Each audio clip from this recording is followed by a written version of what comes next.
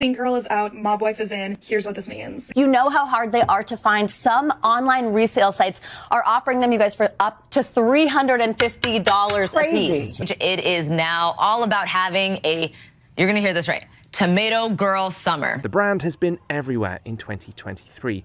It's led to talk of something Mattel have called Barbie-core.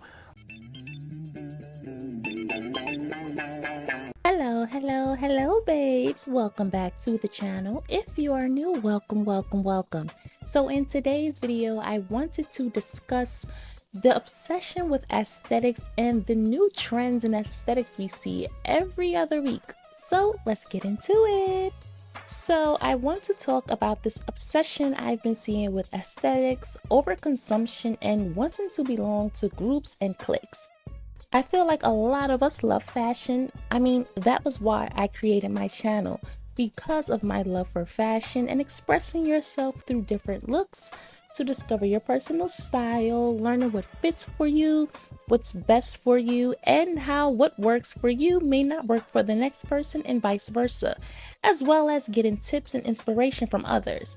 But I think people have gone to the extreme, and there seems to be a new aesthetic / style every week. And if you're a young girl who is influenced by fashion, it can be slippery when every time you turn around, someone online is telling you what's on and off trend, especially if you don't have the amount of funds your favorite creator has. And it's not only fashion, it's beauty, body, home decor, and everything in between. In the 50s, 60s, 70s, 80s, 90s, 2000s, and you get the drift, trends changed about every 5 to 10 years. When you reflect back on all of the movies, TV shows, and music artists from those time periods, such as the 50s, you'll notice they almost always wore the same style of clothing, but in different ways. Sure, there'd be some people who'd like to take risks, and maybe a few would follow suit, but for the most part, they stayed within the realm of that style of dressing. The 70s and 80s is when we got people who wanted to express themselves freely and experiment with styles and figure out who they were when it came to fashion.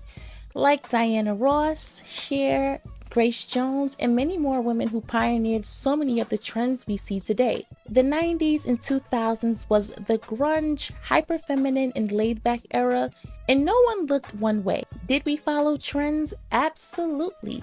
But we put our own spin on it and didn't have social media pushing things to us 24/7. We had so many artists and actresses that helped to push certain trends forward, like Aaliyah, TLC, Destiny's Child, Brandy, and movies like Clueless, Jawbreaker, shows like The Nanny, Living Single, Fresh Prince, and many others. But today we see trends every week, if that.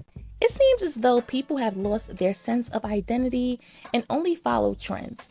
These companies are raking in billions of dollars from consumers every year, persuading consumers to purchase things they don't really need. It's like back in the day when your grandparents would watch the Home Shopping Network channel and purchase things they didn't need or would use once, then it would just collect dust afterwards. Now, companies have been advertising for decades. It's not new, and it's how they're able to sell their product. And I'm not mad, because if you create something, you want to sell it and for that thing to bring money. But it's just completely different now. There is an emptiness behind the companies. It's just about money and money only. The creativity is lacking. Big companies will take the ideas of a small business owner or a saying that is often used in the Black community and overuse it and run it into the ground. It's like some people have become robots and outright clones. So many people have lost what it means to be an individual. Everyone wants the same wig, same hairstyle, same outfits, same shape, same nails, same skincare. It's basically copy paste, and you'll see the same thing just on a different person. So before the pandy, we can't say certain words on here, but you guys know what I'm talking about. There were haul videos and people would watch their favorite content creators shop and purchase some of the items they were interested in, which was normal. especially if it came from online stores that didn't have storefronts or weren't based in your country. You can get a glimpse at the fabric and quality, the fit, and how the colors looked in real life, even though it was online. And for the most part, creators would tell you if it was worth the purchase, even if it was a PR package. And makeup as well, with content creators like Jackie Aina, Alyssa Ashley, and others who would tell you the truth about makeup products, even if they've been sent PR packages and met the owner of the brands. While there were many others who weren't so honest because they wanted fame, money, and to be as close to Hollywood as possible and by any means necessary. Fast forward to the pandy, and TikTok was on the rise and had become extremely popular and brought everyone together virtually, which mainly started off with dancing videos, and during that time, people picked up a lot of bad habits like excessive shopping from watching content creators and influencers. TikTok has now become a cesspool of marketing, clothing, makeup, home decor, Amazon hauls, and just pure overconsumption just to say you have something. And a lot of them aren't paying for these products, they're getting PR and paid to promote them to their audience. I think there have been about 200 different aesthetics within the past 2 years alone. Making someone's genuine lifestyle a trend is just weird to me. And yes, we love tapping into new things, and you may discover you have a lot in common with that person, and you weren't really dressing for yourself but others. But wanting to try every single trend that comes out is kind of absurd. Purchasing from fast fashion places like Shein, which I despise for ethical reasons and the mass production and labor they force onto their workers, Temu, Fashion Nova, and others, is ridiculous. The amount of money wasted on these trends is asinine. What happens to the clothes after you no longer want to follow that trend? The endless accessories. You're either stuck with a bunch of clothes you no longer want or disposed of, which is a problem within itself. Now, like I said, I love fashion. And when I was younger, I spent a lot of money on fast fashion pieces, and I still shop at stores like H&M and Zara from time to time, depending on the quality and if it's something I know I won't regret purchasing. If I have to think about something twice, then I know it's not worth spending money on. And I think people don't realize the amount of money you spend constantly shopping and buying fast fashion every month or every other week. And it's definitely a deeper discussion that needs to be had, because I feel like it's trying to fill a void in some way for people who overly consume. The next thing is the obsession with making bodies an aesthetic. It's like we've learned nothing from the 90s and 2000s and the constant ridicule women were under when it came to their bodies, and the unhealthy obsession to be skinny, and women constantly being called out of their names, and the way the media would tear down celebrities every other week. People are taking Ozempic, weight loss tool, during an appearance on Watch What Happens Live. Okay, so like a year ago I tried it. Okay. You know, it's like, you know, you try it. And I was one of the people that felt like so sick and like couldn't like play with my son. I was so skinny and I was just like he was throwing a ball at me, and I was just, and you're like, okay, this isn't livable for me. But I immediately invested because The reality TV star, who recently appeared on Alex Cooper's Call Her Daddy podcast, shared that she wants to try Ozempic after giving birth. oh my God, people like, I really want to try it when I give birth. You're like, I want to go on it now, but I am pregnant, so I'm going to wait. No, the amount of times I've researched this, being like, I mean, I think it's safe and healthy. Like, I think it's good for you. It's like taking vitamins. However, the reality TV star admitted that she was taking Ozempic to lose weight prior to filming the season 13 reunion. During an episode of Watch What Happens Live with Andy Cohen, she confirmed she had been taking the medication because she didn't want to be, quote, looking any bigger than anyone else at the taping. So, Dolores, how long have you been on the Ozempic? 6 weeks. 6 weeks? Yeah. It's actually Mounjaro. It's another part of it. Oh, that's the amped up version. Yeah. Oh, is it? Oh, yeah. You're Yeah, that's the fast forward to Skinnyville. You're kidding. And Reunions in 2 weeks. you're right. getting fatal BBLs, and a lot of it is vanity. While some are insecure and just want to fix those things that one time, a lot of it is simply vanity and vapidness. Plastic surgery is a major surgery, even with the top doctors and top dollar. Medical practices are also different in other countries, and what is legal in other countries is illegal in the United States. A surgery is a surgery, and a lot of women don't tell these women the horrible experience they've had and the medical complications. They also don't tell you about the health issues that occur afterwards. I always say, do what makes you happy, and if you want to improve something that's an insecurity of yours, that's fine. But also be smart and really think about the decisions that you're going to make and how it's going to affect you in the long run. Don't do something just because you saw your favorite celebrity or influencer do it, and now you want to look like them. This is her third surgery just to cut out the infected fat. When somebody has breast implants, they get silicone implants, it's encapsulated. That's legit. That's allowed to be put in the body. What we're talking about here is liquid silicone, non-medical grade. So when you put something in the human body that doesn't belong there, the body fights it. Brazilian butt lift, where you do liposuction and from your stomach usually, or your flanks, your love handles, and you transfer in the butt. That's the way to do this correctly. But that comes at a cost of general anesthesia, more than $10,000, a couple of weeks of not laying on your butt. So they go and take the easy way out. The legitimate way to inject your butt with a product that's legal and FDA approved is by using real hyaluronic acid. The body makes this. This is like a synthesized version. People do this in the face all the time, in the cheeks and the lip and the chin. The body makes this? The body makes this. So 1 cc, we sell it for $800, and that's an average price. So when women go and get these injections, they're getting 700 cc's, 1,000 cc's, 2,000 cc's. So if they get 1,000 cc's, and if they were going to do it the legitimate way, that would be $800,000 a side, which is prohibitive and ridiculous. So that's what drives people to the illegal stuff, because it's $1,000 and you can get it all in one day, and it's like relatively painless. I just can't believe that you could do something like this to somebody and did not even show no type of remorse. For the past 10 months, Periel Wallace has been living her own personal nightmare. A trip to the Dominican Republic for liposuction and breast augmentation not only left her disfigured. And when they unbandaged me, I just screamed. I just started screaming. Like, I couldn't believe what I was seeing. Like, it literally looked like a child took a scalpel and just cut me up. It nearly left her dead.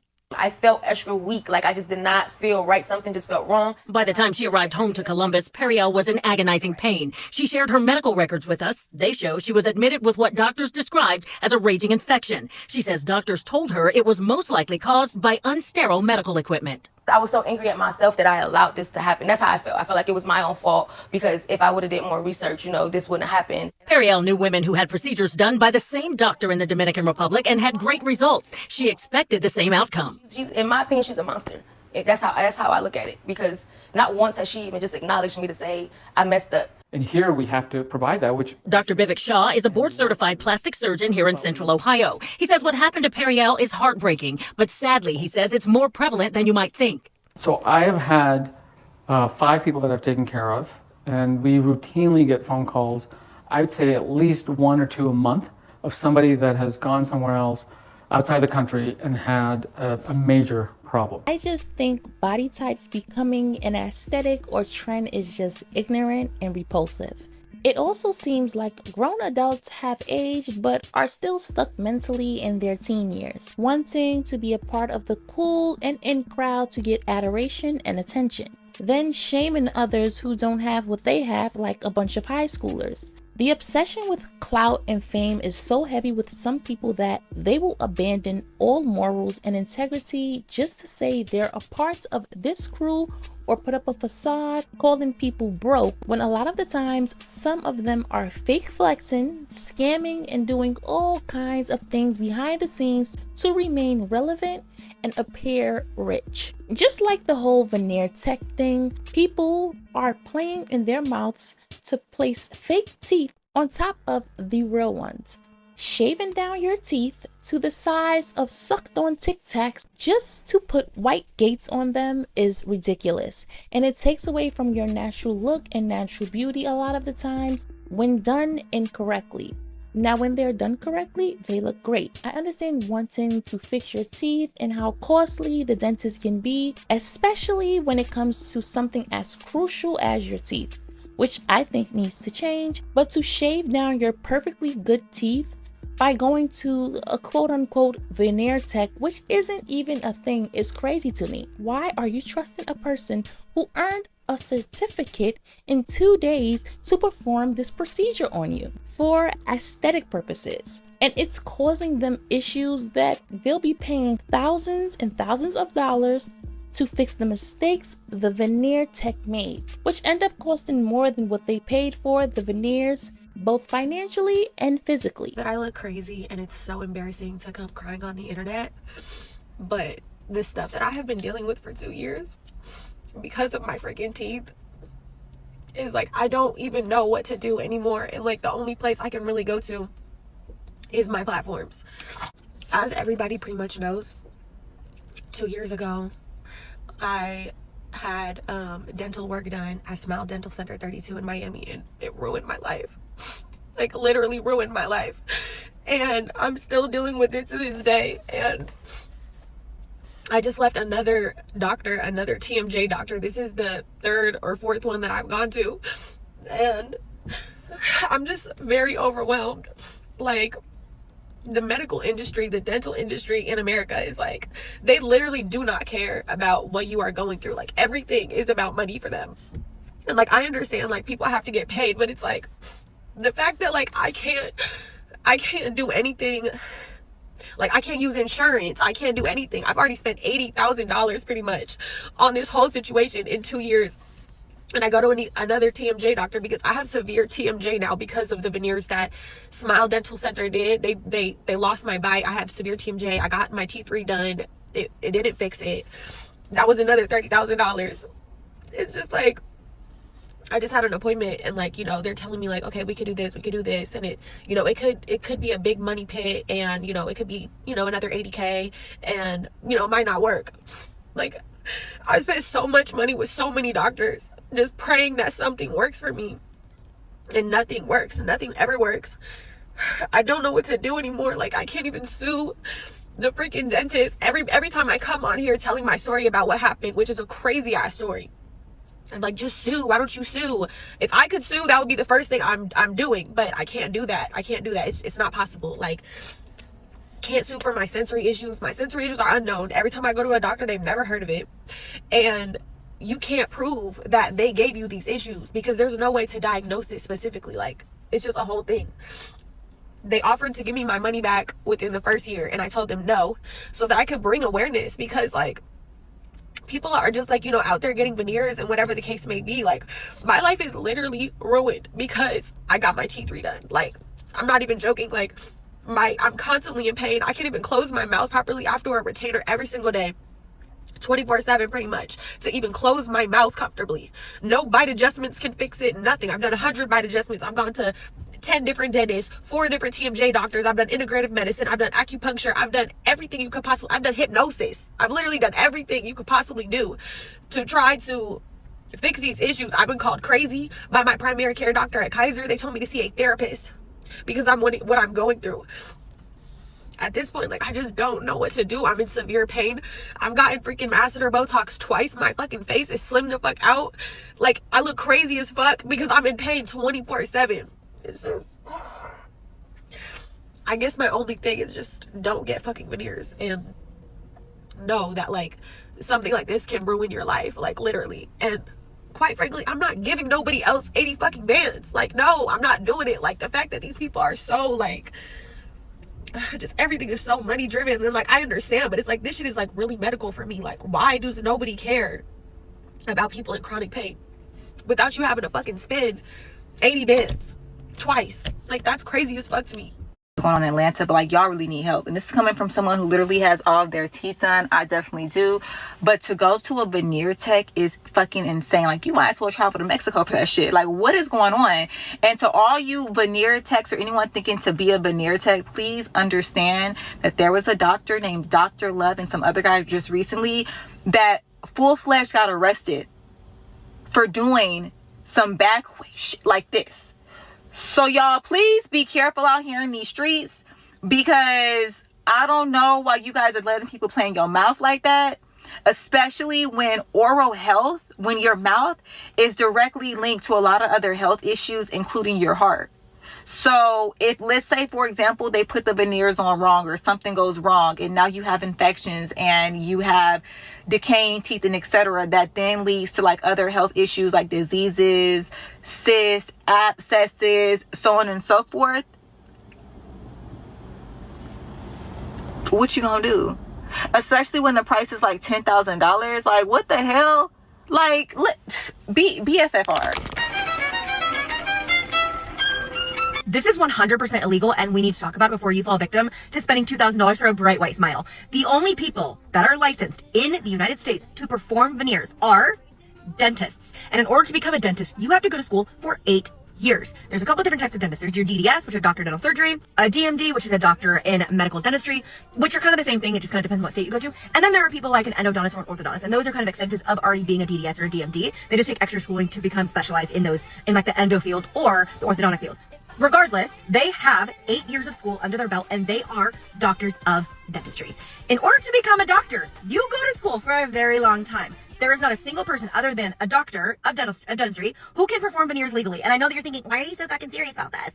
This is so dangerous. When you start chipping away the enamel and filing down the tooth structure, you are seriously risking tooth damage and nerve damage in your mouth. And this isn't like a fingernail or a lash or an eyebrow, something that goes back. These are your teeth, and you can expose nerves and other things when you're filing incorrectly because you do not have the schooling to do this. Not even registered dental hygienists who go to school, I think it's 3 or 4 years, or dental assistants can do this. Only a doctor can perform this. And the reason this is so crazy to me is because people are spending thousands to become veneer technicians, and that's not even legal. I don't understand how this became a thing. I think it's because people are like, oh, I can do my own nails at home, I can do my own lashes at home, I can do my own eyebrows, but people are forgetting that your teeth structure and the structure of your teeth cannot be compromised. And if it is, it needs to be done by a professional who has studied medicine. There is not a single course in this world that you could take for 6 weeks that would license you to become a veneer specialist. So please do not fall for this. It is 100% legal and so dangerous for your natural teeth. If you want the bright, beautiful smile, get Crest white strips, go to your dentist and get custom bleaching trays, maybe Invisalign. And I get it. Dentistry is expensive. I work in a dental office. I know it's so expensive. I get free dental care. It's amazing. But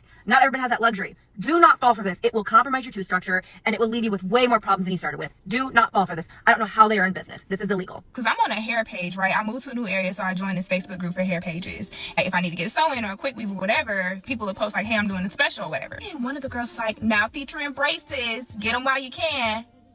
And then people were like, oh, those are cute. How much you charge? And I may do it. The whole purpose of braces are that you're putting force on your teeth to align them, right? To close spaces and close gaps. So if you're putting these arch wires and bands and rubber bands and all these things on your teeth to put that force, it's to move your physical teeth in the bone that they're housed in. And you mean to tell me you want somebody to move your teeth in their kitchen with a grass wall and put you on Instagram for a couple $100 so you come and see me and I can take your teeth out? Y'all gonna keep me employed forever. The next thing I want to talk about a little bit is how these trends affect the youth and how young kids don't even want to be kids anymore.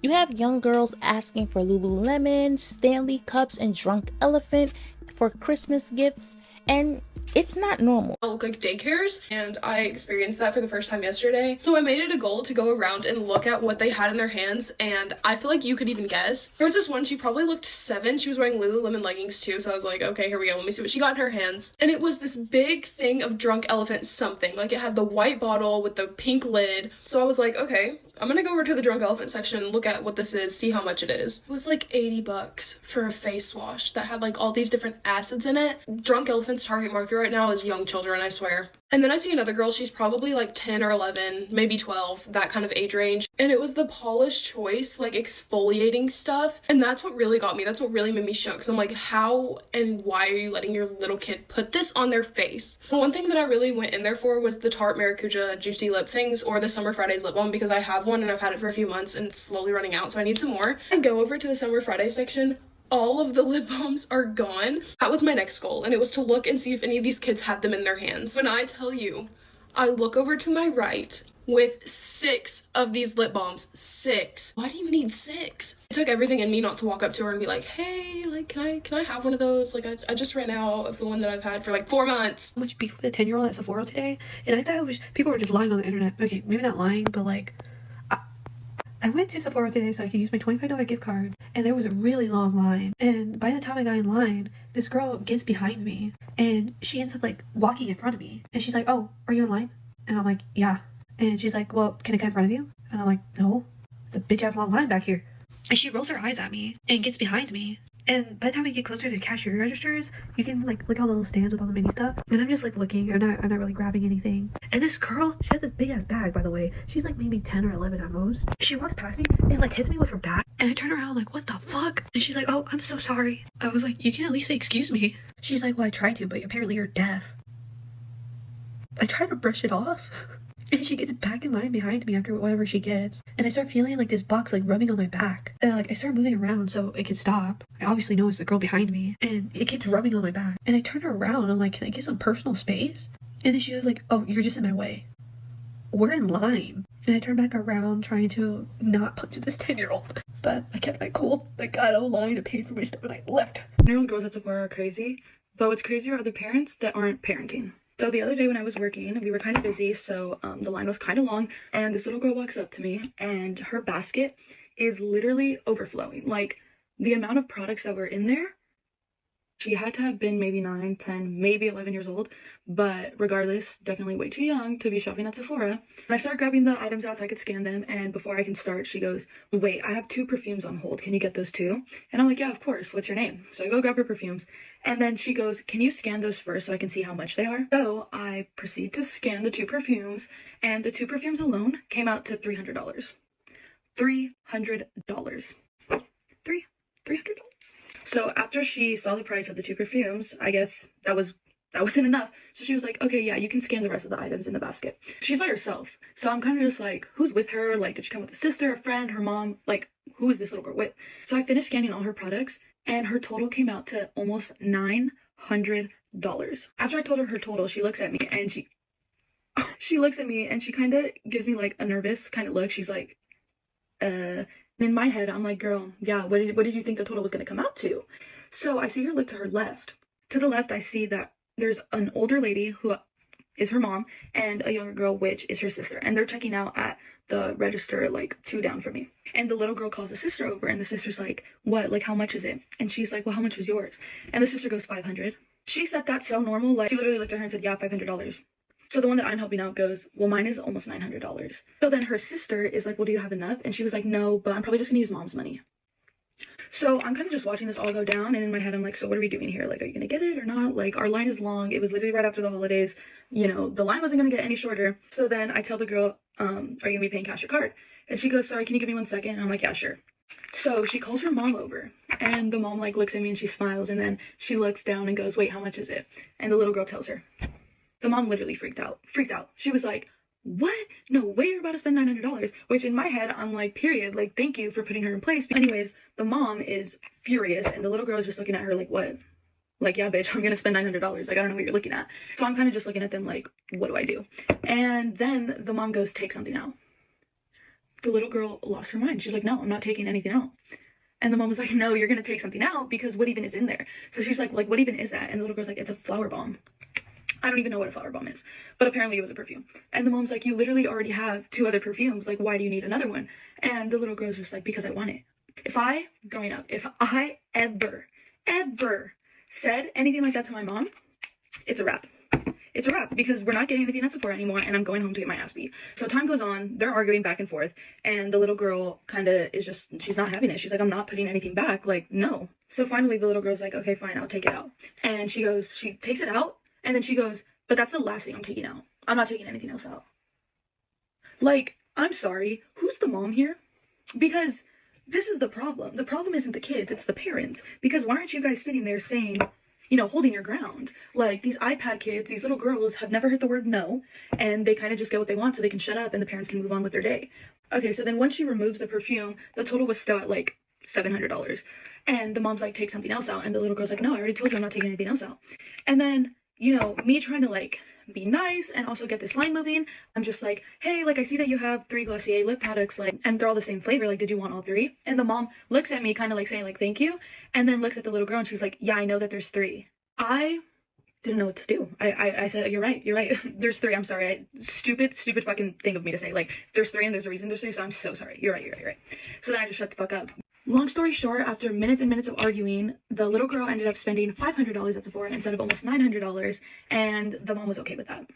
I've seen a lot of people talking about the ways we can avoid having these little girls come into Sephora, but there's literally no way that it's going to happen without the action of the parents. Moral of the story is we can make all the story times in the world about how these little girls behave, but nothing is going to change until the parents change. This has happened at least 10 times. Some families will get makeup appointments for all of their little girls. One day I walked into an appointment and there were 6 little girls in high chairs and my client was 8.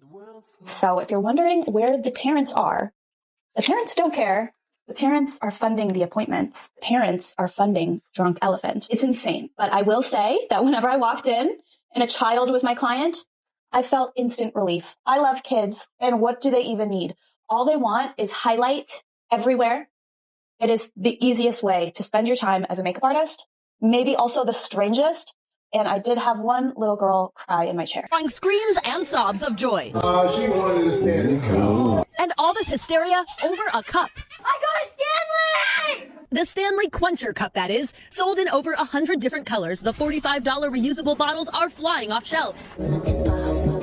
The hashtag Stanley Cup racking up 6.7 billion views on TikTok, with videos of fans collecting them, decorating them, naming them, even camping out for them. So it's almost 3 o'clock in the morning. People lining up overnight at Starbucks and Target stores to snag a limited edition version. Aaliyah and Sarai Dives cups runneth over after unwrapping theirs on Christmas morning. Why are you so obsessed with these cups? So everyone in school basically has them. Usually I don't drink a lot of water, but like when I have this cup, I drink like more water. Believe it or not, the Stanley brand has been around for more than a century. These cups used to be favored among construction workers, but in 2017, after a popular mommy blog posted about them, the company introduced new pastel colors, and sales skyrocketed from 73 million in 2019 to 750 million last year. Granted, we all wanted something we saw our older sister, mother, or aunts wear or have, but we still had spaces for us as children, preteens, and teens. Now there are no spaces for preteens and teens anymore. There are no TV shows or teen actresses and singers. They want to look and act like adults rather than their age. And they're even made fun of for acting their age by their peers. You have these kids wrecking Ulta and Sephora and their parents just let them run amok. Now, I'm a millennial and I don't have children yet, but I believe a lot of this gentle parenting is not even gentle parenting. It's just letting your kids take advantage of you and not wanting to parent, because as millennials, we were raised with a bit more strict rules and had a lot of responsibility on us. And, you know, wanting to be a bit less strict and letting the reins loose a little bit and being a bit less strict than our parents were with us, or maybe a bit more lax with our children and getting the things that we wanted or desired as children. Giving your child whatever they want only creates a monster. But there definitely needs to be a balance. I just think fashion is great and love seeing people express themselves, but the problem comes in when greedy corporations mass produce products every week. Influencers are hired by these companies to push out these aesthetics and convince consumers they need something that they don't really need just to line their pockets. Police in Roseville arrested a woman after she was caught with a trunk full of Stanley cups. According to the police, the 23-year-old woman stole the 65 Stanley cups from a store just off Highway 65 this past Wednesday. The cups were valued at nearly $2,500. In their Facebook post, the Roseville police said that they, quote, strongly advise against turning to crime to fulfill your hydration habits. Target shoppers fighting to get their hands on the limited edition Valentine's Day Stanley Cup. It is called the Quencher H2.0 Flow State Tumbler. These Target exclusive tumblers come in Cosmo Pink and Target Red. It is part of the store's Galentine's collection. They cost about $45 and they're sold out online and across Target stores nationwide since their initial launch on December 31st. Do they do anything special? They light up. What do they do? Know, right. It's a coffee holder. They look cute. Oh, Trader Joe's facing a case of deja vu. So you remember those viral mini tote bags that had people storming the stores? Any of you lucky enough to cop one of those? Well, it's happening again, but this time in the form of a mini insulated cooler bag. So take a look. Insulated tote release. So these limited edition pink and blue bad boys are just flying off the shelves, but they're selling for $4 each. And even though they're called totes, they're really just 1.5 gallon bags insulated with a zipper top. Trader Joe's fans say it's perfect for a lunchbox, though, a picnic, or even a trip to the beach. And sure, it's cute and all, but is it really worth the resale prices on eBay? A set of 2 is currently being listed for $100. So stupid. It really is, right? Like, why some things and not other things, I guess? Sure. First it was mini tote bags. Well, now people are lining up for mini cooler bags. In Edgewater, New Jersey, they lined up for an hour before opening today. The staff said today's supply was gone within minutes. I went to a different location yesterday and we got there like 12 minutes past the time they opened, but they're gone.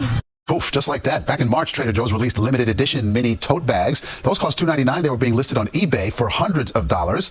The new cooler bags are already being resold online. We have seen some listed at $60. Capitalism alive and well. Is there such thing as too many bags? I don't think so. And with that being said, this video has come to an end. Don't forget to comment, like, share, and subscribe. Make sure your notification bells are turned on so that you always know when I upload. And I will catch you guys in the next one.